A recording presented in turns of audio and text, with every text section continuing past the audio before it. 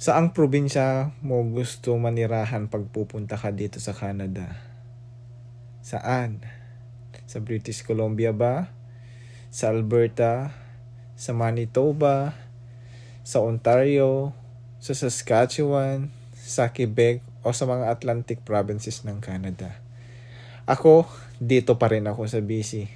Guys, ganito po ang sa BC compare po sa upper provinces po. Ganito po ang sitwasyon ngayon sa BC. Umisno lang ng 2 araw. Ngayon wala nang mga niebe. Compare sa other provinces po sa ngayon hanggang ngayon po.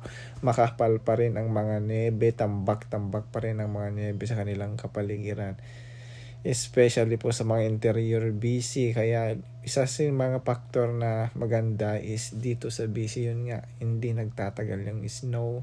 Hindi siya makapal. Mag-snow man ng madami is hindi siya